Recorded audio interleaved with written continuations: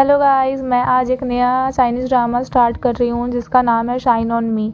Drama की शुरुआत होती है जिसमें देखते हैं अपना हीरो लिन यू जेन जो कि एक सर्जन होता है। वो सर्जरी करता है जिसको करने में 20 घंटे लगते हैं। फाइनली सर्जरी कंप्लीट होती है और वो ट्यूमर निकालने में सक्सेसफुल होता है। फिर वो बाहर जाता है और बहुत ही प्राउड फील करता है। जब बाहर आता है तब पेशेंट की फैमिली उससे सर्जरी के बारे में पूछती है, तब वो कहता है कि पेशेंट बिल्कुल ठीक है, अब उसे आईसीयू वार्ड में शिफ्ट कर देंगे। वहीं दूर से कुछ सीनियर डॉक्टर उसे देखते हैं और बहुत प्राउड फील करते हैं। तभी यूसेन को उसके फ्रेंड का कॉल आता है। वो उसे पार्टी में इनवाइट करता है और वो एक लड़की से मिलवाना चाहता है, पर यूसेन उसे मना कर देता है। तभी उसका फ्रेंड बताता है जो पिछले हफ्ते पार्टी में एक लड़की मिली थी, ये लड़की वही है जिसका नाम नी शीगवांग है। वो नी फैमिली से है। यूसेन को वो लड़की याद आती है। यूसेन को नी शीगवांग से फर्स्ट टाइम ही अट्रैक्शन हो जाती है और वो अपने दोस्त से पार्टी का टाइम पूछता है। नेक्स्ट डे वो कार लेके पार्टी के लिए निकल जाता है। रास्ते में उसका दोस्त का कॉल आता है। जब उसका दोस्त बोलता है कि कल तो मना कर रहे थे और आज सबसे पहले तुम ही आ रहे हो, तब यूसन कहता है कि क्या है ना, अब मेरी शादी की उम्र हो गई है, और वो ये कहकर फोन रख देता है। तभी अचानक से एक ट्रक ड्राइवर के सामने एक बड़ा सा कवर आ जाता है। यूसन का कंट्रोल छूट जाता है और उसकी कार का बहुत बड़ा एक्सीडेंट हो जाता है जिसमें बहुत ज़्यादा इंजर्ड हो जाता है। तभी स्टोरी पास्ट में 2011 का दिखाते हैं जिसमें जीगवांग अपने घर पे बैठी होती है और अपने कज़न से बात करती है। उसका कज़न कहता है अंकल तो कमाल कर रहे हैं। जीगवांग इंटरेस्टेड नहीं दिखती। तभी डोरबेल बजता है। उसका कज़न कहता है कि मेरा नया ट्यूटर आया होगा, प्लीज़ आप डोर ओपन कर दो। वो डोर ओपन करने जाती है तो देखती है कि बाहर एक लड़का खड़ा है जो कि अपना सेकंड मेन लीड जिंगशू खड़ा होता है। जिंगशू को देखते ही जीगवांग उससे अट्रैक्ट हो जाती है। वो मन में ही सोचती है कि कोई आदमी इतना हैंडसम कैसे हो सकता है। अब स्टोरी को 2012 में शिफ्ट करते हैं जहां वो अपने कॉलेज के फाइनल ईयर में होती है। अपना इंटर्नशिप कंप्लीट करने के बाद वो कॉलेज जाती है। वो अपने दोस्तों के लिए कुछ खाने को ले जाती है। जीगवांग अपने हॉस्टल फ्रेंड्स को मैसेज करती है कि मैं आ रही हूँ और खाने के लिए भी ला रही हूँ, तुम लोग रेड कारपेट बिछा के रखना। उसके सारे फ्रेंड्स बहुत खुश होते हैं। जैसे ही उसकी कार पहुंचती है उसकी एक फ्रेंड उसको लेने आती है।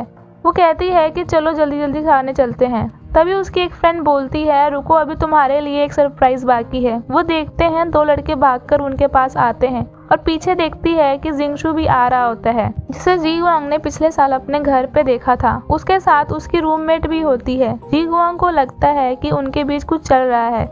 जिंगशू को कॉलेज कैंपस में ही जॉब मिल जाती है जहां उसकी सैलरी भी बहुत अच्छी होती है। सारे अकाउंट स्टूडेंट्स होते हैं। जिंगशू कहता है कि आज की ट्रीट मेरी तरफ से है, पर जीगवांग ऑकवर्ड फील करती है। जिंगशू बार बार उसे ही देखता है। जीगवांग जब मना कर देती है तभी उसकी फ्रेंड उसे पकड़कर ले जाती है। जब वो बैठे होते हैं तो जीगवांग अपनी फ्रेंड से पूछती है कि जिंगशू को कैसे पता कि मैं आज यहाँ आ रही हूँ। तो उसकी फ्रेंड कहती है कॉलेज की सारी लड़कियों के बॉयफ्रेंड और जिंगशू एक साथ ही रहते हैं, ऊपर से रोंग भी तो हमारे साथ ही रहती है। रोंग और जिंगशू दोनों बचपन के फ्रेंड्स हैं। सारे जिंगशू को जॉब मिलने की खुशी में उसको कंग्रेचुलेट करते हैं। फिर सब जब आपस में बात करते हैं कि कैंपस इंटरव्यू आ रहा है, तुम सब किस कंपनी में जॉब इंटरव्यू दोगे। तब जीगवांग कहती है मैं किसी कंपनी का इंटरव्यू नहीं दूंगी, मेरे मॉम डैड वुशी में हैं और उन्होंने मेरे लिए जॉब अरेंज कर रखी है, मैं वहीं जाऊंगी। जीगवांग की फैमिली बहुत रिच होती है। उसके डैड एक रिच बिजनेसमैन होते हैं।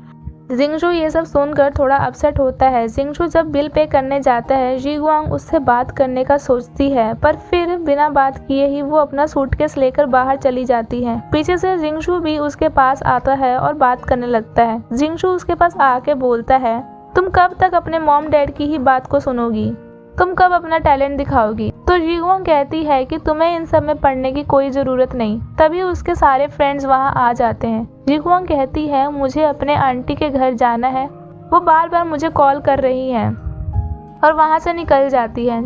जब वो अपने कज़न को कॉल करती है कि मुझे लेने आना, उसका कज़न कहता है दीदी वो कैसेट लाना मत भूलना। जीगवांग कहती है उसके लिए मुझे हॉस्टल जाना होगा और वो हॉस्टल के लिए निकल जाती है। जब वो हॉस्टल पहुंचती है तब वहां उसके फ्रेंड्स वहां आ जाते हैं और तभी रोंग उससे पूछती है कि तुमने जिंगशू के साथ कोल्ड टोन में बात किया था, उसे बुरा लगा होगा। जीगवांग मन में ही सोचने लगती है। तभी उसकी फ्रेंड रोंग कहती है कि जिंगशू को जॉब तो मिल गई है, इसका मतलब ये नहीं कि वो हमें इग्नोर करेगा, हम अभी भी वैसे ही रहेंगे जैसे पहले रहा करते थे। और फिर सब वहाँ से चले जाते हैं।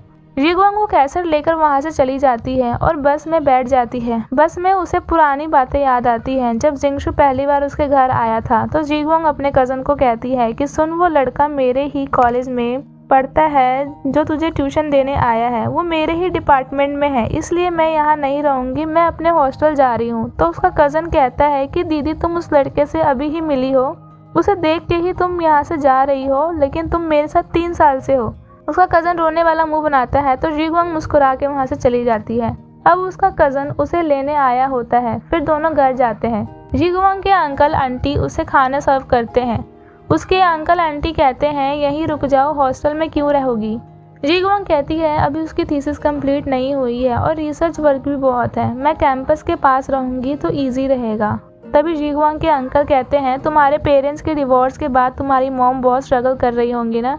तो उसकी आंट कहती है कि वो तो बहुत खूब मजे कर रही है, घूमती है, और तुम्हारे मन में ये किसने भर दिया कि आदमी के बिना औरत एंजॉय नहीं कर पाती।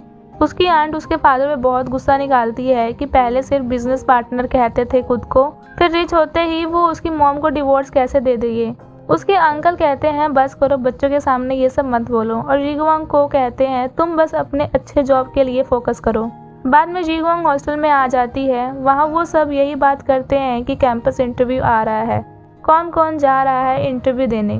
तो जीगवांग को जिंगशु की बात याद आती है और वो सोच में पड़ जाती है और फिर वो भी इंटरव्यू देने का डिसाइड करती है और प्रिपरेशन शुरू कर देती है। फिर इंटरव्यू वाला दिन आ जाता है, सब रेडी होते हैं। जीगवांग कहती है मुझे बस 10 मिनट दे दो। सब शॉक हो जाते हैं और उससे पूछते हैं कि तुम्हें क्या हो गया है, पहले तो मना कर रही थी कि इंटरव्यू नहीं दूंगी। फिर सब इंटरव्यू के लिए निकल जाते हैं। रास्ते में वो सब बात करते हैं कि जिंगशु और उसके रूममेट्स भी कैंपस इंटरव्यू के लिए आ रहे हैं।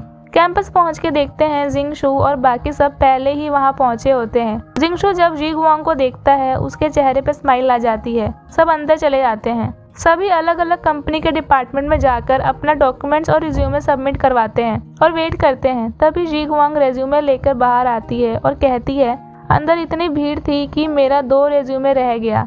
जिंगशु उसका रेज्यूमे लेके अंदर सबमिट कराने ले जाता है। जीगवांग थोड़ा ऑकवर्ड फील करती है क्योंकि उसको जिंगशु का बिहेवियर बहुत अलग लगता है। अंदर जब जिंगशु जीगवांग का रिज्यूमे देने जाता है तब वो रिज्यूमे एक लड़का ले लेता है जो कि यूसेन होता है, अपना मेन लीड, और कहता है ये फोटो तुम्हारी तो नहीं है। जिंगशु कहता है ये रिज्यूमे मेरी एक फ्रेंड का है जिसके पैर में चोट आ गई है।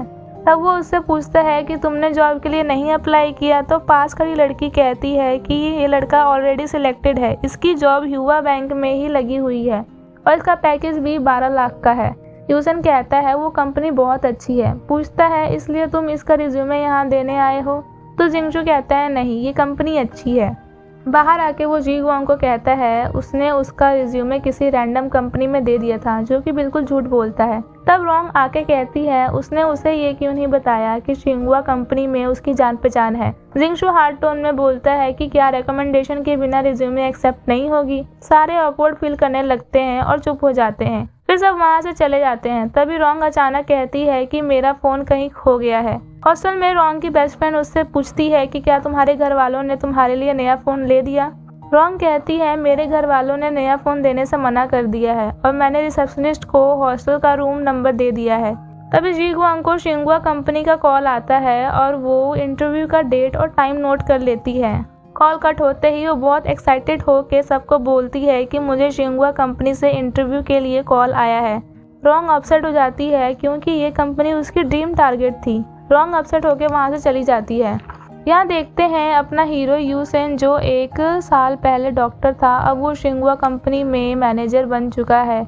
वहाँ एक एम्प्लॉय उसको एक डॉक्यूमेंट देता है जो कि जीगवांग का होता है और कहता है जीगवांग नाम की लड़की का इंटरव्यू अरेंज करना है, उसके डैड का कॉल आया था। यूसेन कहता है अच्छा ये बात है।